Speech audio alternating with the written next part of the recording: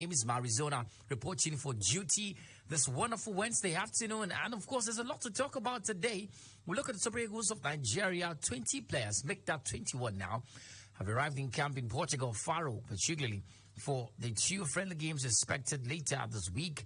First against Saudi Arabia and the other against Mozambique. We'll talk about the chances of the boys and what we are looking forward to seeing the boys do in these two friendly games. Oh, by the way, the boys, the Super Eagles team have adopted the catchphrase, "Let's do it again," as they begin preparations and intensify those preparations for the AFCON. They want to do it again. They are 3-time winners of the AFCON tournament, and they want to do it again. So the catchphrase for Nigeria heading into the AFCON is "Let's do it again." Well, we'll also look at what's happening from the NPFL match. Day one rescheduled games set to go down today. The other games will be going down over the weekend. It's a conversation for the show as well. Today we'll talk about what's happening from the European scene. Well, by the way, the Akwa Ibom State Governors Cup continues, and it's given us a lot to talk about lately. And we'll still be here to take you through all of the stories as they come. And of course, we hear that as of yesterday, football scouts arrived the state to hunt for talent at the ongoing Akwa Ibom State Governors Cup. Rivers United will play their home group stage matches of the CAF Confederations Cup at the Nest of Champions, the only stadium approved by CAF in Nigeria. Yeah, we'll talk about the international break and, of course, your top stars and how they're performing for their countries, likes of Portugal, Spain, and the rest of them. Well, sadly for Spain, Lamine Yamal has gotten an injury and is set to sit out of Spain's game. And, of course, reactions still trailing the announcement of his retirement at the age of 32, the man, Eden Hazard. Well, the man retired yesterday officially. There's been a lot of reactions to the man. And, of course, this afternoon, we'll be talking about Hazard comparatively to other stars in his day. And, of course, where do you place Hazard in the list of football's biggest and brightest and most entertaining of names, particularly? And, of course, we're celebrating two landmark days today. First of all, is the International Day of the Girl Child, and we'll talk about that on the show today. We'll look at investing into women's sports in the country. Well, the theme for this year's International Day of the Girl Child involves around investing into, the girls, their health, their mental health, and all of that too. We'll talk about investing into women's sports in the country and how we can do better to help the girl child, even in the football scene. Also, today is International Referees Day. As a matter of fact, we'll also talk about referees from a Nigerian perspective, the welfare of referees, how have they been performing, and of course, what we should do to get our referees up there. Recently, we had a story of no Nigerian referee making it to the AFCON 2023, and that was a pretty sad story. So we'll look at our referees and how we can do better in the coming years. Well, this and so much more will form the crux of the conversation, just so you know.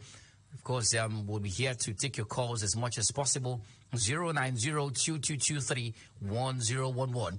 And, of course, 0817-624-8565. Blind Kim, the team captain, is here, as well as UT David, and together we'll do justice to what's in the plate. Well, celebrating the girl child and the referees, this one's for you.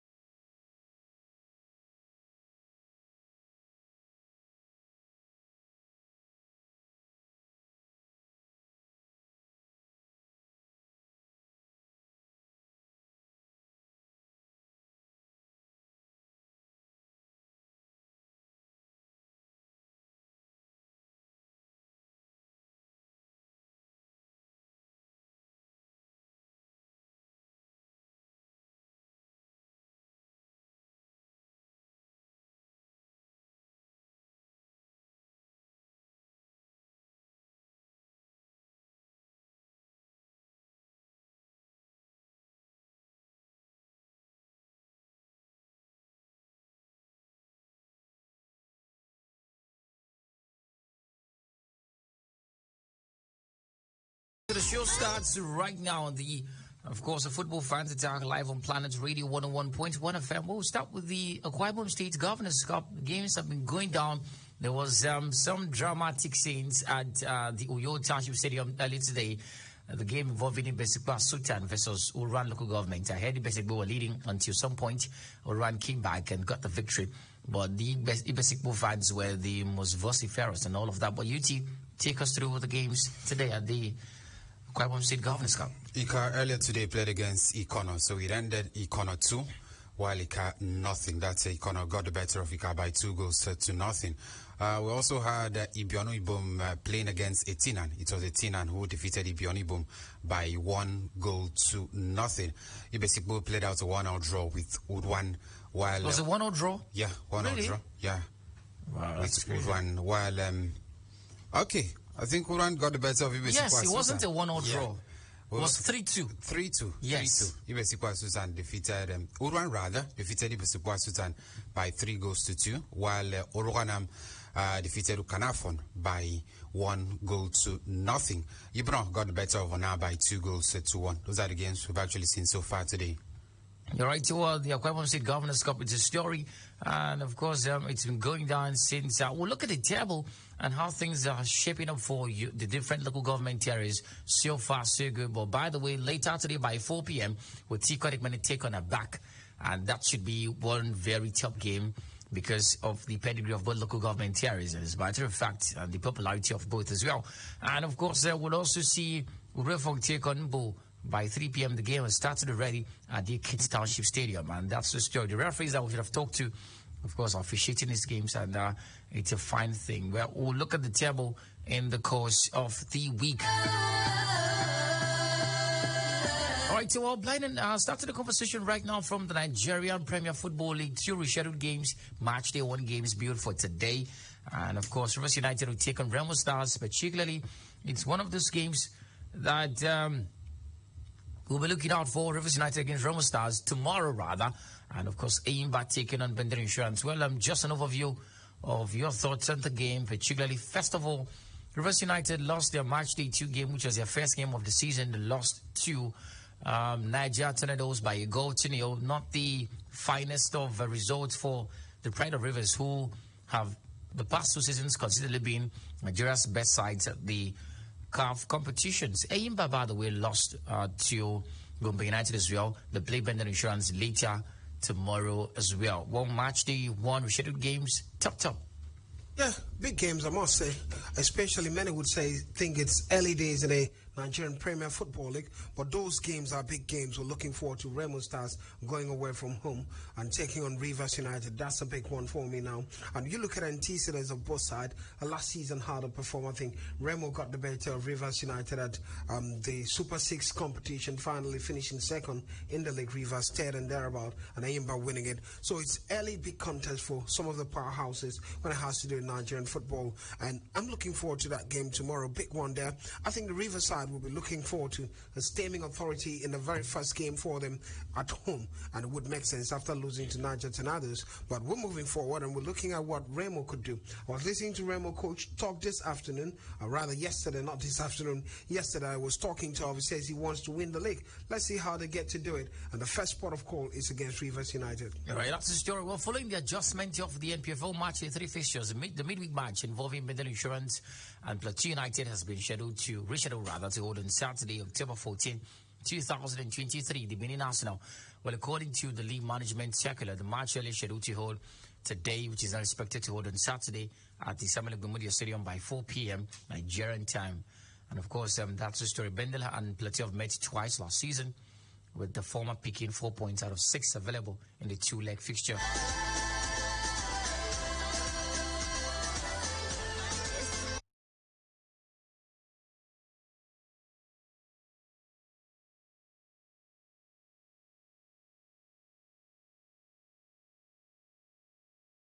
Super Eagles of Nigeria, there's a lot expected, and of course, we're looking forward to seeing what they do in the course of these 2 friendly games. But let's look at the man, Terry Murphy. Well, at some point last year, we were talking about the man because had a flying start to life in Nice back then. Not Nice, Lorient, first of all, before he joined Nice in January. At some point, wasn't caught up to the national team. But the story for the man is that he is running for the Ligue 1 Team of the Week. He's 24, scored 30 goals, registered 1 assist. in Nice's 2-0 victory against Strasbourg. Murphy followed up with a brace in Le Ajon 3-2 win against PSG at the Parc des Princes, and he's looking to win the award for the very first time. Well, in the wake of the talk of the quality that we have at the national team level, the Super Eagles, as a matter of fact, Terry Murphy, he's been called up to this friendly games against Saudi Arabia and Mozambique, as a matter of fact. Well, you look at the quality we have there and the performance of these lads at the attacking department. Where does he rank in the pecking order? I think basically I'll put him on the same pair with all the strikers, basically, because you can actually determine who's got the upper edge against another, basically, because this is international friendly. So absolutely all the players deserve a start. They deserve at least some minutes with, of course, the national team heading forward. So I think Tyron Murphy, basically, for me, a reward for hard work, some would say, after pulling a very fine performance in the month of September. I think he's also, being rewarded in being nominated for the Player of the Month in the French Ligue 1. I saw him against PSG early days of the season. And, of course, he also capped it off before the end of the month, rather. He also capped it off with a fine performance. We're talking 3 goals already and, of course, an assist. And it certainly shows you the gala of players we have in our attacking lines. We're talking Samu Chukwueze, the likes of Tawa Wuni, the rest of them, Victor Osimhen, and even Victor Boniface. So it looks like we have area of stars in that particular department. And as a matter of fact, he also deserves a starting breath or minutes in this international friendly. And from there, we can also know the projection heading into the African Pauper. All right, so that's the story. The man has a chance at the friendly games later this week, and it's a story. Well, let's look at the friendly games ahead of the double-header international friendly matches. The camp of Nigeria Super Eagles is already bubbling. The updates from the team camp indicated that 20 players have arrived at the team camp in Faro, Portugal.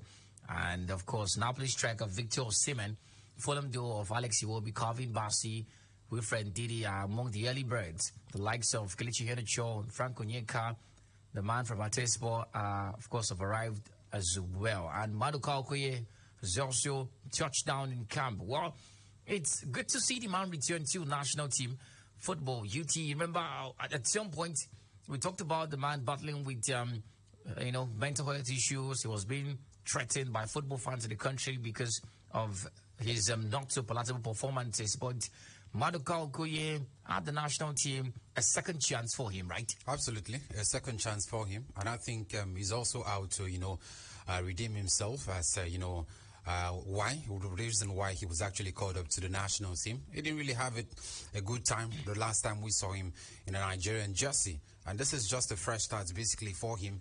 So I'm also expecting that he also has minutes.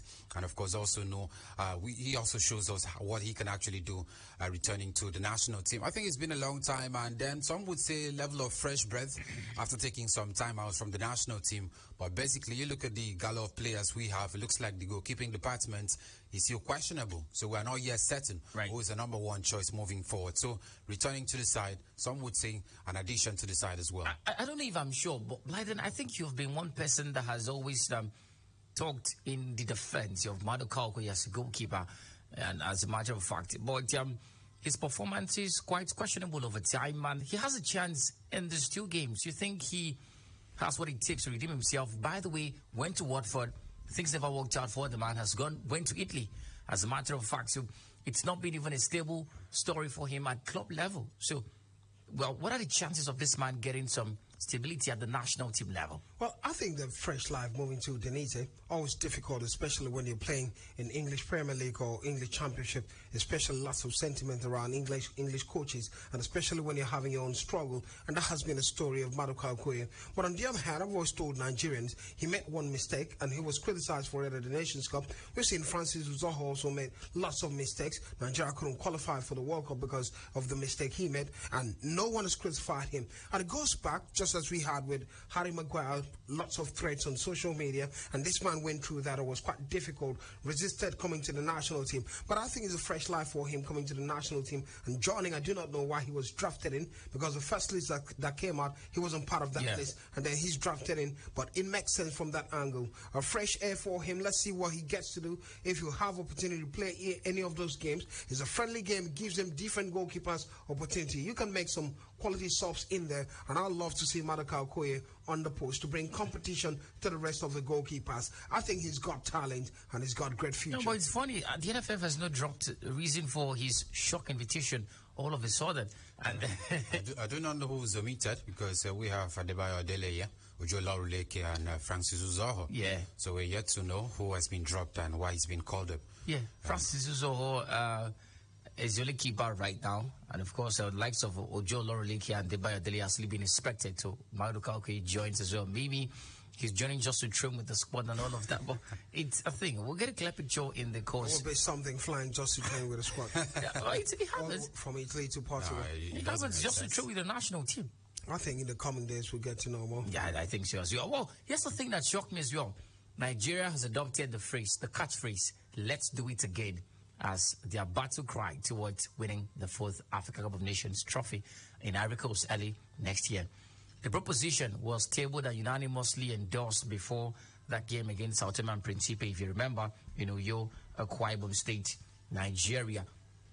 Well, we won the Africa in 1980, won it in 1994, and of course 2013 in South Africa, and that's the story. But then, it's quite a funny story for Nigeria. They didn't qualify for 2015 African, they didn't qualify for 2017 African, went to 2019, took 3rd position, 2021, left in the round of 16, losing to Tunisia. Well, UT, you see the quality in the side, you see the way we play, you see the coach we have.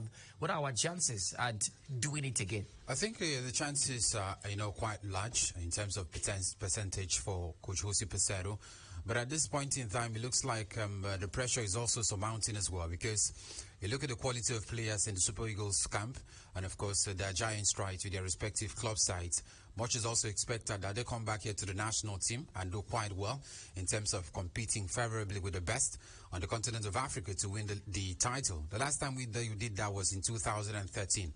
And if you take a look at the record since 2013, it's been a little bit out in terms of, trying to compete favorably. And then we're still talking about, of course, how Coach Jose Peseiro wants this lads to play. Basically, we saw in the last game against Sao Tome and Principe how they played.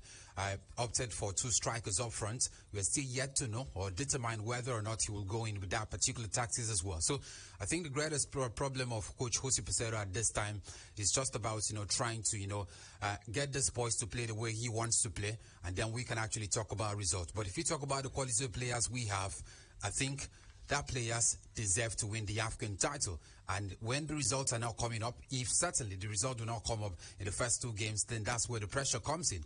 But this particular crop of players, they have all it takes to win the African title. All right, that's the story. Well, I'm getting a clearer picture. Adebayo Adeleye might miss the game due to the war in Israel. I remember that he's played in Israel, and there's been a back and forth at the Middle East right now. So the man might miss. So in a case where maybe he doesn't get to make it at the end of the day, Maduka comes in just in case, and that's the closest to a clear picture we have right now. All right, now that we're talking about opportunities at the Nations Cup, and also Ojo Lauruleke is still in Lagos waiting for his Portuguese visa. Okay. So likely to keep us now. We understand why he's there. But also talking about the Nations Cup, where I was talking about Nigeria's opportunity, let me add this. The last time we saw Nigeria win the Nations Cup, they didn't have the best of teams to win it.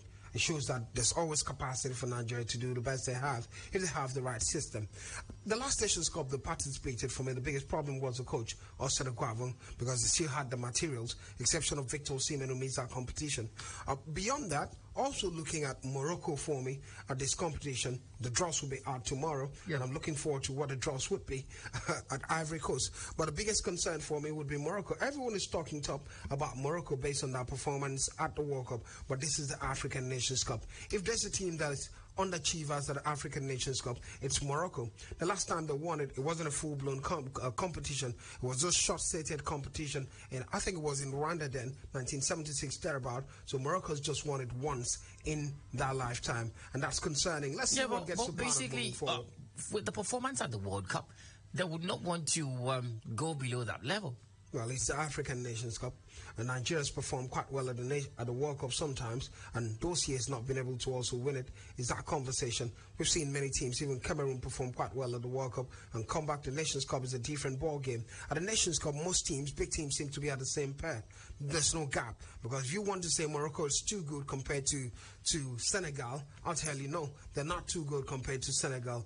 I'll tell you no, they're not super good compared to Ivory Coast. I'll tell you no, they're not super good compared to Nigeria. Still at par. Right. They worked hard at the World Cup, but at the Nations Cup, it could be a different ball game. So when you're talking about the comparison, you're talking about it in light to the World Cup or the African? Same, even with the World Cup. Yes, they had some springs, had that momentum. It worked hard for them. But when you look at AFCON... Morocco, not compared to... Morocco the same as Nigeria? I do not think so. In terms of quality? I do not think so, basically. Not just in terms of quality. In terms of quality, they can be at the same par with Nigeria. They're not even at the same par with Nigeria in terms of personal quality. I'm looking at the way they play. Got more players. I think they have an identity basically more than Nigeria. I think that's where the problem is. But if you talk about quality, I think Nigeria at the same par with Morocco, basically. I think this particular, friendly match will also be a time where Coach Jose Peseiro will also, try to, Let's try and see if we can compare the individual qualities for the different countries. Should we? Go ahead. Okay. Yasin Bono, goalkeeper, Morocco. Okay. Better. Right. Better than the three options they they've have got. a notch ahead of us. Absolutely. Mm-hmm. Right. The goalkeeping position, what's this man's name now? The man who formerly played for Wolves. Defender. For Morocco? Yes. There's Nasser Mazraoui, defender, plays for Bayern Munich. He's a right back. Yeah? Bring a Nigerian right back. Barely plays. I think he played for Ajax before, moving to Bayern. Starts games now. Yes, he's a regular. Pavard is out. Pavard is going to Inter Milan, so he starts games. Yeah. Okay. Right back. Naif Agger, West Ham. Right back Nigeria. Yeah. We've got one at Fulham. Come on. All right. That's Olaina, he's decent. He's moved around. He's decent. Come on. Tough. Yeah, definitely. Naif Agger, West Ham United, central defender. Better. We've got one in Fulham. Calvin Bassett. Come on. What are you saying? Calvin Bassett. Keep Agard. Calvin Bassett, nice. I'll take Agard. What do you think, UT? I think I'll take Agard. Technically, I think he's there. I'll take Calvin. Technically, he's there. All right. What other names do we have here for the Ashraf Hakimi? A left fullback. No, a left winger, a right winger rather. Yeah. Right winger. No. Ashraf Hakimi is a right back. He's a right fullback. Yes. Right fullback. Yeah. Right fullback. Yeah, we've already talked about line out there now. Come on. I think we should go to the left. They have two there. So yeah. We should go to the left fullback. Yeah, I'm trying to check the left fullback players. There's really no name popping up right now. So basically not a known name. We have one. Jamil Collins and. All right, let's go. Who else? Let's go. Roman Saiz. I think that's the player. Roman Saiz is the name I'm trying to mention. Right? Roman Saiz. Now let's look at the midfield, Blyden. There's Man United Sam Rabat's there. Okay, decent. There's Azedine Onahi there. Wilfred Ndidi. You've not mentioned anyone for Amrabat. Amrabat, Wilfred Ndidi. Next time you want to talk about... Azedine Onahi was the name I was trying to mention. Onyeka. Brentford. All right. So. Midfield. Alexi Warby. All right. You see Nick Moore, midfield. Light and rest. It's a conversation, basically, and of course, it continues. Please, let's not go forward. No, would eclipse them? Would eclipse them? I deliberately stopped there. We're a lot better. What are you talking about? Well, look at Nigeria. We hope that they do better, as a matter of fact, because, I mean, they've got the arsenal, to win this African, if you look at it in all fronts, particularly. And, of course, I wish them the very best. But it goes beyond just talking and bringing, catchphrases. You have to perform at top level, as a matter of fact. I know one of the areas they've gotten more than us. The coach. Yeah. It's quite important. That's the problem. That's the pain. Jose Peseiro not tested yet. At the Afghan? Yeah. All right. That's a conversation. Let's take your calls in 090-222-31011 and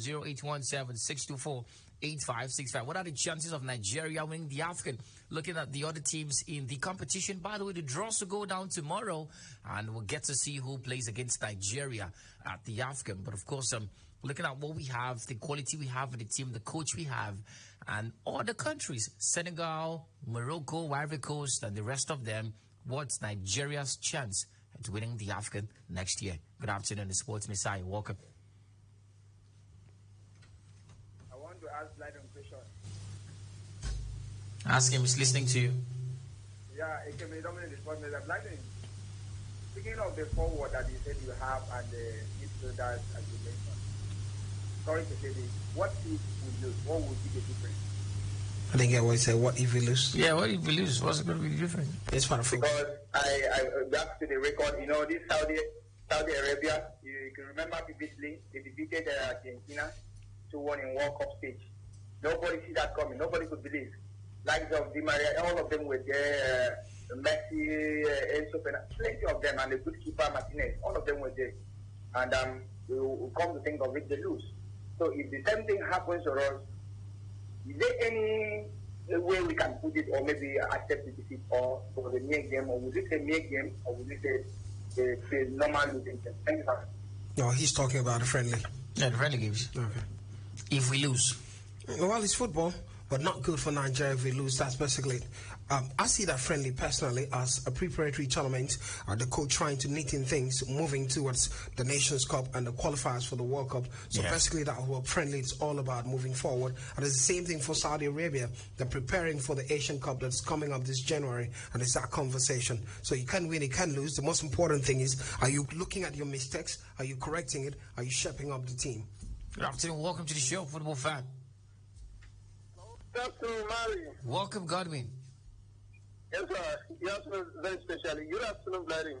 Good afternoon. Personally, I want to, there's this thing that I want to know concerning the Governor's Cup, the early morning match today, Youth Central District between Oran and Idefiko Sultan. Please. 3-2. 3-2. Oran. What was that score? Oran came out winners. 3-2. Oh my God. Thank you. Congratulations. That's a beautiful thing. The man is from Ibiakoran, actually, so that's why, he's so happy and so delighted to see that news. Well, let's move on, guys. Now, it's a story. Birmingham City have appointed Wayne Rooney as the new manager. He's 37, and of course, the former England captain joins the side on a 3.5-year deal. We'll talk about him after 2 field spells. Well, after this call, good afternoon. Welcome to the show. Hello, Mary. Good afternoon. Welcome. Hello, Mary. Yes, I can hear you. Good afternoon.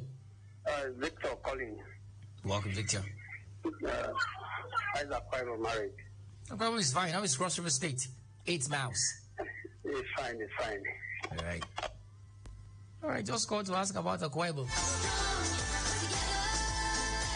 All right, well, Blyden Rooney succeeds Blues head coach John Eustace, who was sacked on Monday after 15 months in charge of the team.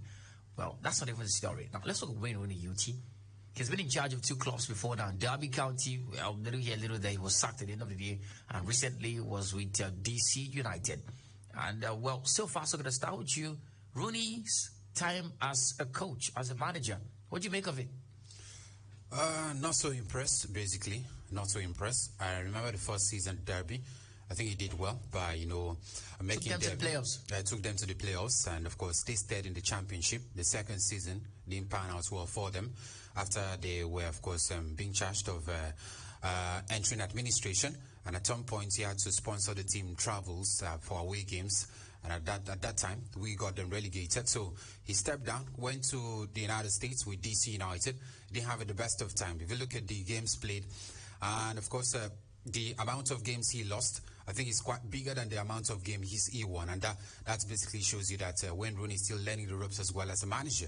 I think coming back to Birmingham City, in the English Championship, it will be quite difficult as well there, because you're talking about stiff competitions for more of the top clubs, or particularly when the Premier League at some point. And then, of course, you're also competing favorably with the likes of Leicester City there, and of course a couple of other teams who have been doing quite well right there. So for Rooney, for me, he's still in the process of learning, trying to master the ropes as a manager. But so far for me, I think he's been far from impressed as a manager in his career. 3 teams basically at this point, and there have been no club. I can actually say he's done a lot better. Birmingham City Blyden sits 6th in the table, 18 points from 11 games. As a matter of fact, the last 5 games, they've had 5 wins, by the way, 3 draws and 3 losses. And according to the stories we're getting, Eustace's sack is not basically due to performance. Absolutely. It's due to the fact that they have new American owners. Of course, and the American owners had to sack the coach to bring in somebody with a fancy, which is Wayne Rooney. You begin to wonder why Americans get to do this. Yeah, and it kind of looks like another Graham Potter conversation. Yeah, absolutely. But let me excuse Wayne Rooney a bit, because when you look at Wayne Rooney, I think he was quite fine at Derby County. At some point, we thought probably that was the level for him. Did quite well the very first time. The second time, it wasn't all his fault. When he go into administration and he was deducted, Derby County were deducted 21 points. It's hard to survive, especially in that scenario. But moving to DC United on one hand, and when you look at DC United, the MLS side, I think the MLS side is quite a difficult side to manage, because they tend to have the big sides and then the smaller sides. We're talking about Inter Miami also, despite Lionel Messi being part of that mix and bringing lots of energy to change things. But on the other hand, it would be a new start for Wayne Rooney. Let's get to see what he can do. And sadly, is Birmingham and the level of Birmingham. And last time we saw Birmingham in the English Premier League was 2011, and I hear the target is to bring Birmingham back to the English Premier League, and maybe it gets to work out. We've seen some coaches be quite decent at the championship level, but when it matters most, moving to the Premier League is quite decent. It's quite difficult, rather. Such a distance for him, but let's first see what he gets to do. I think it's a new life at Birmingham, a new start for him. Yeah, DC United, 53 games coached, 14 wins, 13 draws, and 26 losses. More losses than wins at DC United at the MLS. His best time has been at Derby County. Not even so good. 22 games, 73 games coached, 22 wins, 17 draws. The records doesn't really fit. It doesn't fit because 34 losses. 39 wins in 137 games. Here's the point. As a manager. Here's the point. You can't just use the stats to talk about it. Why? Especially Derby County. It's not his fault that they went into administration. They were deducted 21 So let's look at all right, let's keep it. DC United then. Yeah, DC United, just as I said before, sometimes it's quite hard. It's like, Mari, you coming to the Premier League and you want to coach Luton Town. Then I turn around and look at the record and start saying you're not doing fine. Come on, anybody wouldn't do fine with Luton Town. It could be a similar situation for him.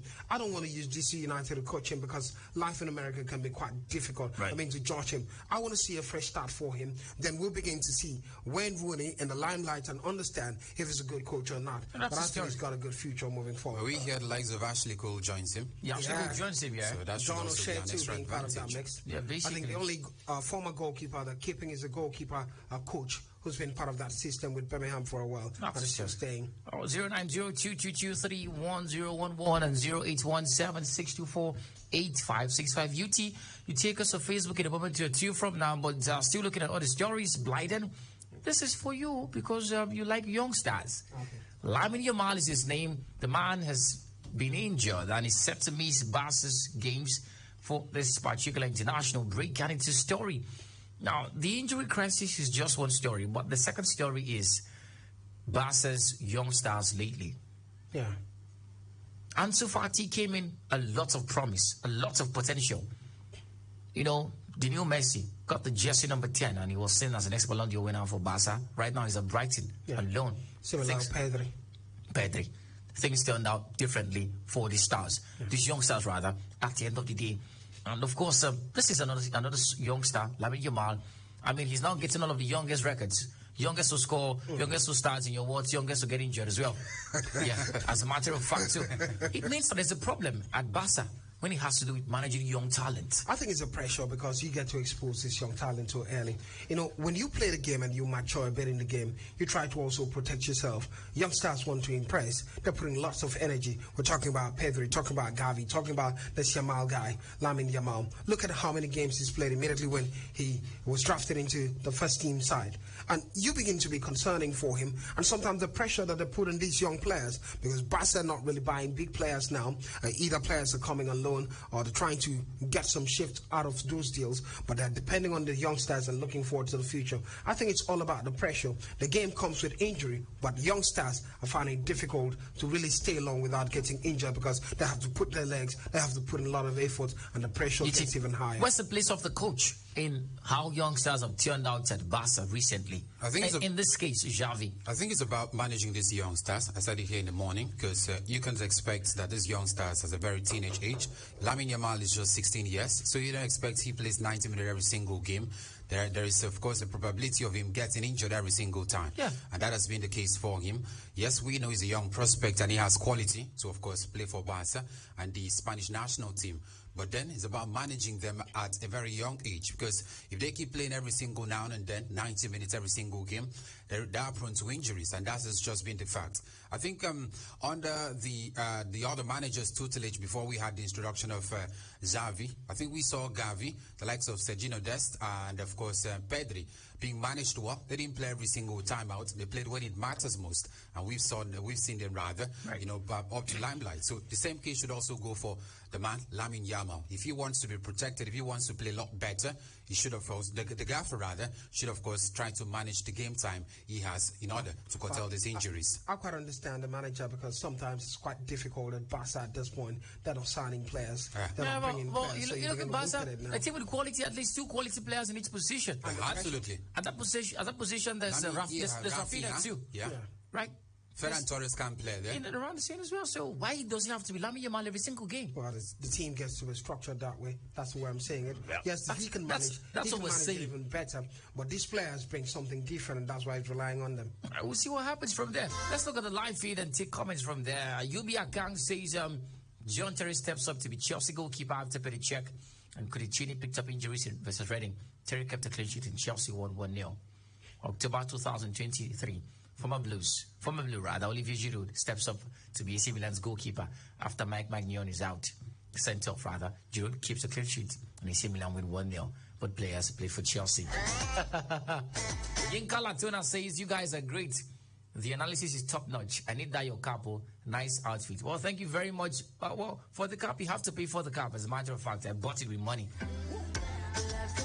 Maybe I'll do giveaway with this cap on a good day. Well, Yibi Akan comes back and says, Birmingham City appointed Wayne Rooney as studio manager on a 3.5-year deal. Famous Junior says, watching live from Itinan, Carlo Ancelotti received his honorary doctorate at the University of Parma. He was awarded with his master's degree in theory and methods of preventive and adaptive physical activities. It's now Dr. Ancelotti. Well, congrats to the man. We saw the story, Blyden. Of course, the man has gotten his doctorate degree, and so Remedy now have a doctor. Well, I think he's just fortunate he's not Nigerian. He would have gotten 7 by now. He's a quality coach for me, Carlo Ancelotti. Dr. Carlito. Yeah. Basically. Well, let's take a few calls before we look at the International Day of the Girl Child and the conversations around it in football and the International Referees Day. 090-2223-1011 and 0817-624-8565. Good afternoon. Welcome to the show. Good afternoon, Maradona. Welcome, Victor. Yeah, good afternoon, Clarence, and you see the fit. Maradona, let me talk about the match that will be upon us in just a few minutes. The match involving him and Akwa United, the midweek game, the Nigerian Premier Football League. Well, all that of fans of Akwa United is our team. So we really need Akwa United to give a fine performance in this game. So the coach of Akwa to give a great promotion and best candidate. I wish Akwa all the best. And I said for the Super Eagles, the player that was invited in camp, the name, and what the players have been able to do, I'm really, really happy. But what we are really looking at is something different, and see our Super Eagles in fine form. Thank you.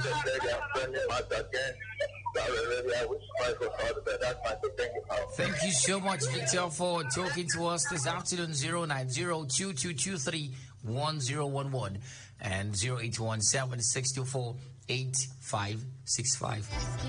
Well, we keep talking about the Jadon Sancho conversation. The man has refused to apologize to Erik Ten Hag, and it's been a story for the last couple of days. Well, it's almost confirmed that the man might be leaving Manchester United at the end of this year. Hello, good afternoon. Put your call off hold. Yes, welcome. Go ahead.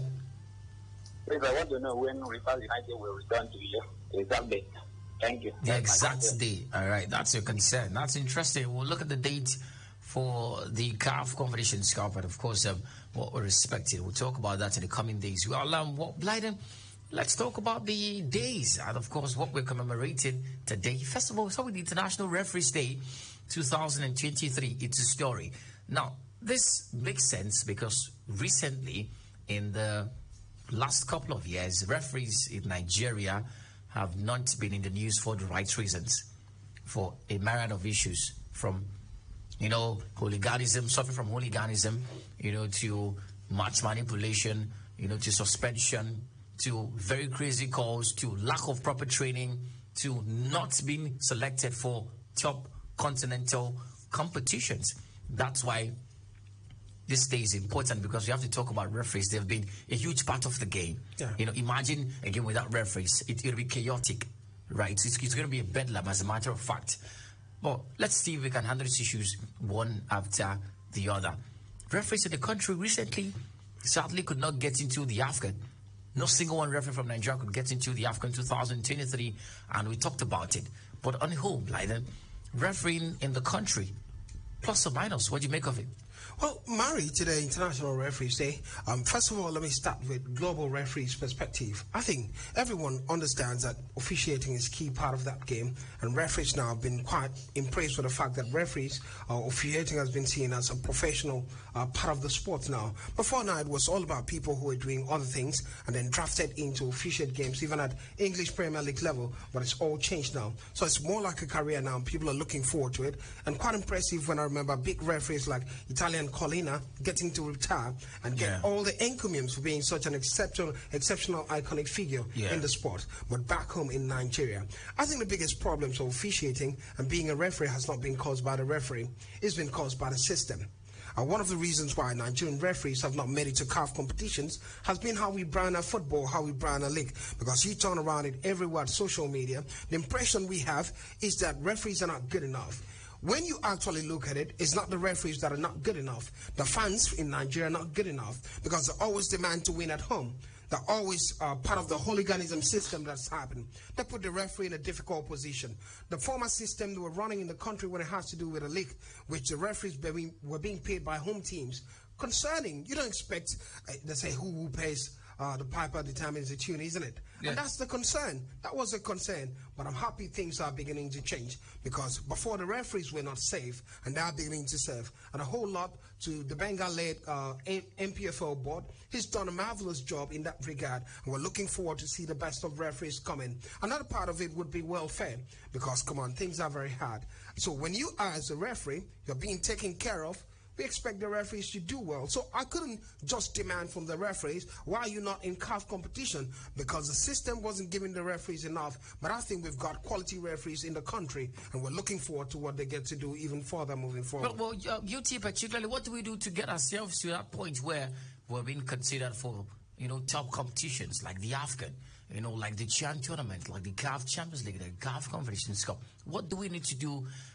Now, in this case, what do referees, first of all, need to do? What does the government need to do to help? And, of course, what should private individuals do, basically, in a bid to get our referees to that level where we're considered for top-level competitions? I think it starts with, of course, the structure of our football, basically right here in the country, just like Baden, rightly put it, because you can have, of course, these challenges on the referee's path, financing, and then, of course, being under a lot of pressure, basically, for, home teams to be delivered to them by the fans. And then you expect that the referees will make decisions that are quite favorable for both teams and correct decisions as such. So moving forward, I think it's just about the NFF has a lot of responsibilities.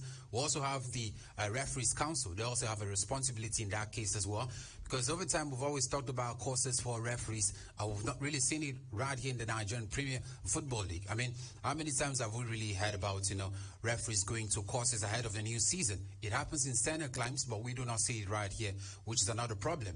And then we also talk about, of course, getting license, particularly for referees. How many CAF license referees do we have? How many FIFA badges referees do we have? That's another concern. So if we actually, pay these referees quite well, they can actually do those things for themselves. We also organize courses for them to understand the do's and don'ts of this game. And basically, we can actually see our game, grow rapidly, and this referees being also recognized on the international and global stage as well. The welfare of referees is also a conversation, obviously, because they're human beings, they've got families, and their safety is also a thing. We've seen what's been happening in the league. Well, it's been gradually minimized due to the recent sanctions coming in. So far, so good, by the Bengal-led board and all of that. But talking about welfare, how they're being paid, how, they're being taken care of in terms of remuneration and all of that, well, that's also an aspect of the conversation we should talk about. Mari, my problem isn't just about the money, how they're being paid alone. It's how we look at referees. Do we create some importance in referees when you talk about Nigerian Premier League? You look at referee and people treat referees as anything. Look at him. We don't put any preference on referees, and you expect those referees to give you back. Come on, you get what you put in. That's basically it. We put lots of preferences on the footballers club owners, and coaches. That's it. I walk around, I was speaking with referees in recent times, and some of them, you could feel the pain when they talk to you. The value placed on them becomes a big problem for me, and I think that's where we should start it. You cannot develop what you don't place value on. That's it. The system had not placed lots of values on referees, and we have to start doing that. Another thing, if we get to do that, guess what it does? It opens up the conversation, and more talented people are interested in becoming referees because there's value in that system. I think when we do that, we'll have the very best of referees in Africa and even in the world. Come on, I see lots of referees in Nigeria, and trust me, they're better than even there in England. That officiated that game. I'm telling you the truth. There you go. Let it there you go. And then it will be violence. But of course, we commemorate and celebrate the referees, Nigeria. And of course, we hope for better fortunes for you referees, and of course we hope that things get better in terms of welfare. And like Blyden says, we as the people, the football fans, we should begin to look at these referees with the eye of admiration. Yeah. We should admire these referees. We should reference the referees, and we should make them feel special and important, as they should be. I'll tell you a story, Mari. Go ahead, Blyden. One day we were playing this local game. I officiate some games, some guys officiate. And if you semi-referee, Blyden. No, calm down, Mari. I'm just leading to somebody you know. Somebody you know, Mr. Kufre that you know. Mr. Kufre that you know. So do you have these lots of footballers that are complaining, oh, you're not blowing the whistle well, you're not blowing the whistle well? And one day Mr. Kufre was given the whistle. And all the rounding, all the talk, he was barely confused. And guess what? When I know he's listening. Yeah, and when he handed over the whistle, and he said, this thing in me. Obviously. It's not easy. It's not easy being a referee. You're taking decisions in split seconds. Those are critical for decisions. Everything that's happening. Absolutely. And of course, we celebrate the referees, and of course, we pray for better fortunes for you and the course of the days. And of course, happy International Referees Day. Well, honorable mentions, Ferdinand Dudo. Yeah, of course, Fonakman of Kwai said as well. Patience Ndidi Madio. Faith Mimi Seni Yohe. And coming back further home, Sikara Basiakman, who is refereeing the Governor's Cup. Yeah, shout out to you and Sikak there. And of course, as well as Eyure Kuta, who's trying to get herself refereeing license, a friend of mine, also an official at the Akwa State Governor's Cup. So beautiful stuff. We wish for the very best for referees. All right, so let's talk about the International Day of the Girl Child, Blyden. And of course, we have somebody joining the conversation right now. She's joining all the way from Jos Plateau State to talk to us about the International Day of the Girl Child relating to football. And of course, the theme for this year's event is around investing. And that's why I want to talk about investing into women's sports in the country, particularly football, and how we can get the best of our female stars in the country. You go to Europe, you see a lot of top stars who are ladies, but in the country, it's quite a story. And of course, joining me on the show this afternoon is Rayrom Zambor. I hope I got that right this time around. And of course, she's going to be joining the show all the way from Jos Plateau State. Good afternoon, Ray. Yeah, how you doing today? How is Jos Plateau State?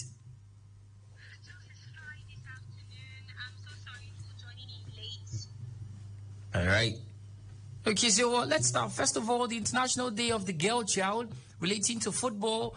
And obviously, it's a thing in Nigeria. The women's game has not gotten to that level I want it to be, as a matter of fact. Now, talk to us about the need to invest more into the women's game so we can get the best out of the girl child in football. Well, first of all, I have to say that this world would not be this world without a woman. And so it is in sport. It's something that has been a point of concern for a lot of female athletes and equality when it comes to sport. In terms of in terms of pay for the athletes. So it has been a time of the sporting scape Unfortunately, in Nigeria, one thing that we've always seen sport doing is taking youths off the street. And if we can take girls off the street, it means that we're really empowering the nation. Now, the point of empowering the girl child in sport is very important. We've seen that women have brought more laurels in sports for this country than even the male counterparts. And that means that they need to do something to boost, the confidence of the women when it comes to sport. Unfortunately, that is not the case. It's just, recently that we're seeing a little bit of improvement when it comes to sports. And in the women's category, we've seen what Aisha has been able to do in the end of UFL aside well there. But improvement in terms of quality improvement, in terms of the healthcare is very important. I've been an advocate for, ladies, girls, women's health, how it affects them in whatever capacity they find themselves in life. In the sporting scape, we've seen rules change to adjust to how women's bodies are. We've seen it in terms of menstrual health. We've seen it in terms of being mothers and, child giving birth to children and all that. So it's actually another crucial part. Yeah, Ray, unfortunately, we're trying to see if we can wrap up and bounce this afternoon. Now, you're a sports journalist and, of course, you're a lady as well. Talk to us about the role of the media in promoting investment into women's sports, women's football in this case. Well, they have a lot to do in terms of the role of the media in promoting, women's sports. But I think that the media is actually not doing their job. They're not doing enough. In 100% of stories that we report in the media, there's just, attention given to women's sports is less than 20%. Yeah. And it's not good enough. And I'm generalizing in all sports. I'm sure that I've listened to some sports programs today, and most of them did not even talk about the UEFA Women's Champions League. Some of them don't even know that qualification is ongoing. Yeah. In the second round, but all they care about is the men's round of that competition. So it tells you how much negligence that women's sports gets. It doesn't get the attention that it deserves, and we need to start doing that in this country. We need to start giving attention to women's sports in athletics, in tennis, in basketball, in volleyball, and even in football. And it's going to take us a long, long way. We'll see how much the government is going to invest a lot in the Super Falcons than they do in the Super Eagles. You see that I'm not sure I've seen the financial budget of these two teams, but the problem is the fact that there's no balance between these two sides. So the media has to do more. Basically. Now, as we look to bounce and wrap up the conversation this afternoon, well, just give us a prognosis. What does life look like in the next 10 years for ladies in sports? The ladies who are participating in sports as footballers, as referees, as officials. What does the next 10 years look like for the ladies in sports? If we continue this momentum, I think that the next 10 years is going to be very successful for women in sports. I mean, we're going to have avenues to thrive. I want to be a comfortable sports broadcast journalist without being stereotyped as people are actually following me because I have a pretty voice. People actually follow me because I'm a woman. It should be because I've got content, and I think lots of us women have that to show for. Right. So, but if we continue in this momentum, I'm sure that we're going to go far. Thank you so much, Ray. Better late than never. It's good to have you on the show, and of course, we hope to have you a lot more often on the show, right? Well, I can't say that. Thank you so much. Thank you so much. All the way from Jos. Ray is a sports presenter in Jos Plateau State, and she joined just to talk about women's sports. Well, Blind, and she said a lot, especially the role of the media. We barely talk about the ladies. Well, I think it's really improved basically for me because when you look at back then and now, there's been massive improvement. And FIFA is doing a lot in that direction. And a sporting role in terms of the media also, it's the same conversation. And I'm married that's on you in this one because he never talked about it. Yesterday we had PSG Manchester United women. Yeah. We didn't talk about it. Yeah, we did. She had when we said David De Gea was there. Come on, Mary. You were talking about David De Gea being there. But it goes on to show that we can do more in that direction. Absolutely. I think one other area that many have been looking at in terms of sports science have been the body of the woman, how it functions in sports. Yeah. We've not really paid attention. We're keeping the same standard for men for the women. And in recent times, we've seen anterior cruciate ligament injury in women consistently happening after and after. And according to sports science, one of the ideas was that women had more flat foot compared to men. And certain laws ought to be made to manage these games in that direction to help women in sports even further and pay more attention to them and fund women's sports also. All right, so for the UEFA Women's Champions League. There you go. Benfica leading up, followed by 7 goals. Let me talk, guys. Let me talk. Go ahead, Roma leading Wolfsburg by 3 goals to 0. The defeated Wolfsburg 3 goals to 0. Rosengard ladies take the defeated Spartak 2-1. Later to this, Slavia Prague take on Olympia by 5 p.m. Haken. Ladies take on 20. Zurich ladies take on Ajax ladies. Real Madrid ladies take on Vålerenga. Glasgow City take on Brann. The UEFA Women's Champions League qualification series. So you try to be consistent. Thank you so much, Bloody, for being a part of the conversation today. You should do this often. Thank you, Mari, for putting it on you, not me. Well, ladies and I gents. kept it. Well, that's it for the show this afternoon. Of course, Happy International Girl Child Day. We're always pro the ladies. We want the best for the girls. And of course, we hope that someday we'll achieve everything we desire when it has to do with the women's game, especially in Nigeria. Well, up next would be the news on the hour. And of course, a girl child is here to hold on to that. And of course, she's going to take you through the Planet Rock show. And of course, her name is Vienna Talks, just so you know. A star girl. Yes.